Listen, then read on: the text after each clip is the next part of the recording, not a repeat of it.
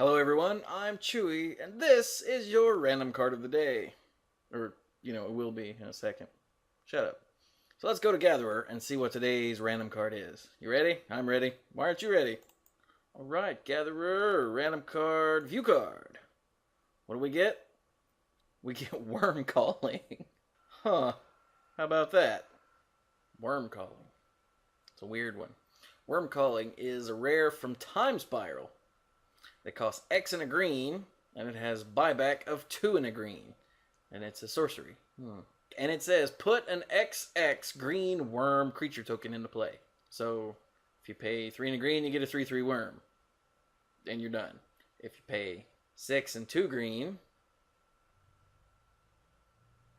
that's 8 mana, then you can get a 4/4 worm and get Wurmcalling back in your hand, right? Because green, okay, and then 2... So 4 is X, yeah.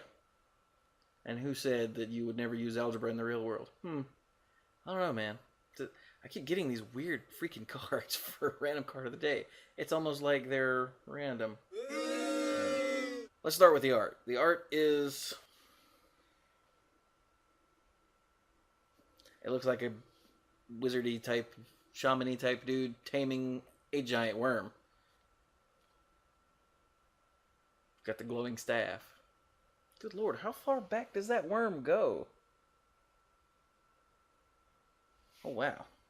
Like all of that back there is worm, I think. That's awful. Okay, not all of it, but it recedes off into the distance and then goes up, so that's a lot of worm. That's a whole lot of worm. I wonder how much mana you have to pump into a Wurmcalling to get that much worm. I have nothing else to say about that. It's a big worm. You are hypnotized by my glow staff.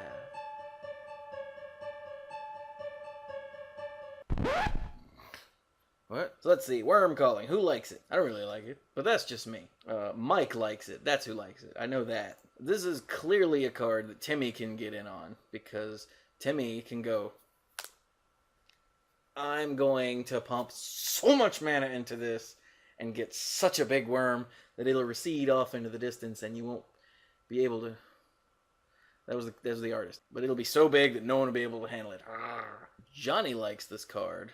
You'll have to forgive me. I don't actually know any of the tricks with Wurmcalling, but I know there are things you can do to just go, worm, worm, worm, worm, worm, worm, worm, worm. My brain doesn't work that way. I'm very sorry. But Timmy likes it because...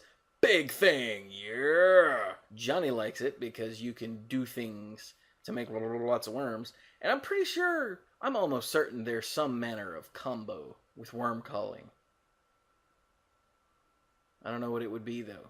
I'm pretty sure it's there. Something in my brain is telling me that it's there. You know what? We're going to pause a moment. I'm going to go look it up. Be right back.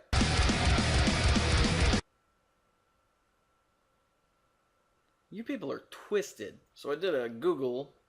I Googled the words Wurmcalling combo, and I found a thread on Salvation that says you could use 8-Post or the Urzatron and like Garrick Wildspeaker or Deserted Temple and just keep pumping out dudes. So that's one. And then someone else who is just a horrible person says what you do is you go Wurmcalling, Rude Awakening, and you get them both on a Spellweaver Helix. Okay, Rude Awakening, the important part says 4 and a green, untap all lands you control. So Spellweaver Helix enters the battlefield. You imprint 2 sorceries from a single graveyard, so your graveyard. When you cast one, you copy the other one. Okay? So you play Spellweaver Helix, you get a Wurmcalling and a Rude Awakening on it, and then you cast another Wurmcalling from your hand with buyback. That will copy the Rude Awakening, untap all your lands, and since you have buyback, you can just and get essentially infinite dudes. That's insane. That is insane. And you can do that with any sort of buyback spell in Rude Awakening. The other example given is Fanning the Flames. Wow. You people are twisted. Well, not you people. I mean you people. Yeah, I did. You sick people. Okay, so we've established now. Timmy likes it. Johnny likes it. Obviously, Combo likes it. I don't really know if aggro cares, because you're always going to be 1 mana behind. I mean, I guess aggro likes it because whenever you draw it, it's on curve. But usually aggro likes creatures to be more efficient rather than slightly less efficient. But it's just slightly less efficient no matter when you cast it, as opposed to, I don't know. I'll call that one a maybe.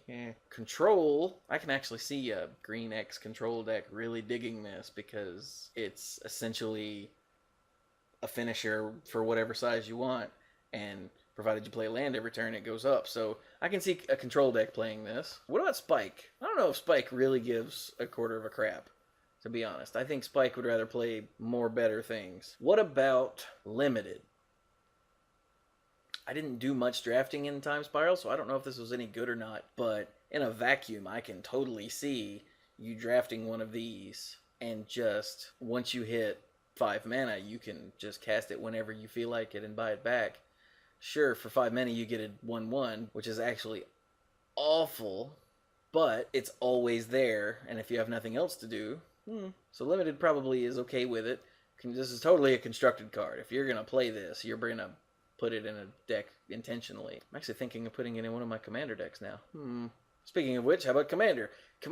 Since Commander decks can make such stupid amounts of mana, I can see someone throwing it in there too. Just because, why not, you know? Especially if they've got something like Populate going on. Oh god. Make a dude, buy it back, populate. Make a dude, buy it back, populate. Nobody saw that. Who's that Leave? Oh, I always forget about Vorthos and Melvin. Vorthos is all about flavor. How is the flavor of this card? As you grow in power, you gain the ability to summon bigger and bigger worms to fight for you? I guess? Sure. Let's go with that. Like so many Magic cards, I think this is one where they came up with the idea and they crafted the card, and then they said, okay, how do we flavor this? It's calling worms. Haha! Yes! I think Melvin appreciates this from a functional standpoint as a card with buyback that gets better and better and better as the game goes on. And I think Vorthos tolerates it because you can easily craft flavor around that. But again, I don't think that's where this card came from. I think this was function first. I don't know. So is that everyone? No, Moto. I think this is one of those cases where this is actually a card that works better offline, because you can do the math and tap all your mana and go, make this worm buy it back. Since I don't play Magic Online, I don't know exactly how buyback works, but something tells me it's annoying. I know lots of things on Magic Online right now are annoying, but that's not what we're talking about. But I'm pretty sure it's just going to be more annoying to have to buy back and click here and this, and X is this. Yeah. So I'm going to say Moto doesn't like it as much. So there you go. That's Wurmcalling. I don't know what else to say. I mean, do you like pet worms? Buh. Worms with a U. Not like worms, like earthworms. Those are gross. They're in the earth. Buh. Are there worms with a Y in Magic? There are not. Oh, Gatherer crashed. Hey, it's a good thing that I was able to do this first. No, I don't know why I was looking that up. Shut up. So there you go. Get your Wurmcallings, put them in a deck, and say proudly as you cast it, I have worms.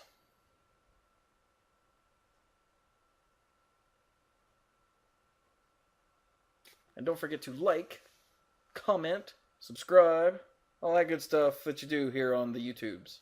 I don't know. Whatever that stuff is. If you want to. Whatever. Okay, that's enough of that. So, this has been your random card of the day. Thank you all very much for watching, and go play some Magic.